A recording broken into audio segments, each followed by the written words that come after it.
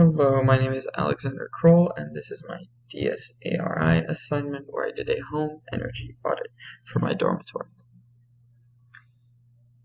So a little bit of background on 17th. This is a dorm room with an average space of 195 square feet, and it is fairly modern because it was built in 2013. And me and my roommate live here in a one-bedroom, two beds, small room.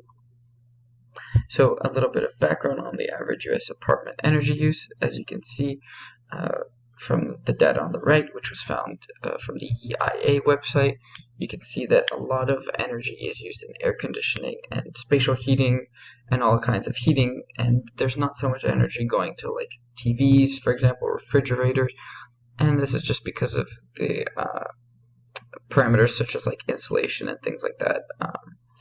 And the average U.S. household uses 909 kilowatt hours per month, although this is going to be a lot higher than what is used in my small dorm room, obviously, because I live in a tiny dorm room with only 2 people, whereas the average U.S. household has 4 people living in it with a much larger space.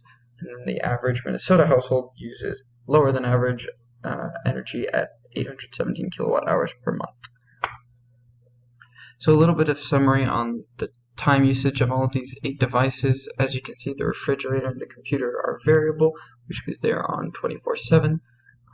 And then all the other devices, I gave a quick summary on the left here to explain when I use each of them. For example, the toothbrush is plugged in all the time. However, it's not being used when the toothbrush is not obviously charging.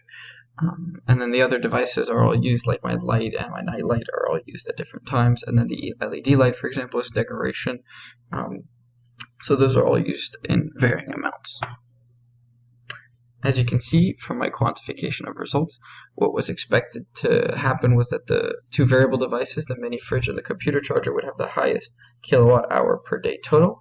And as expected, they did, with the phone charger and the light both having fairly high kilowatt hour per day usage as well. And here are a couple images of me recording the kilowatts and watt times for some of the devices, and unfortunately the image quality is not great because my phone is a little broken.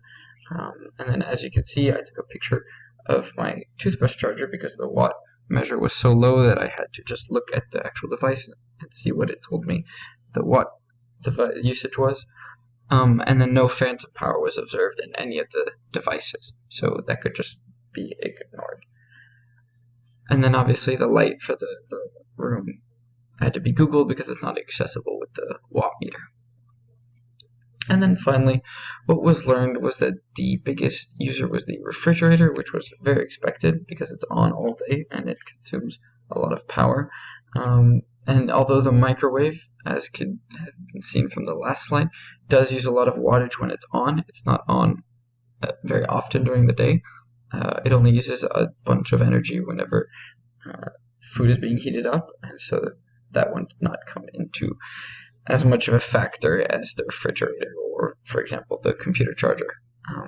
And then, unfortunately, this energy audit is not complete because a lot of energy comes from heating the room with the thermostat, but this could not be quantified unless we had, for example, an energy bill or statement.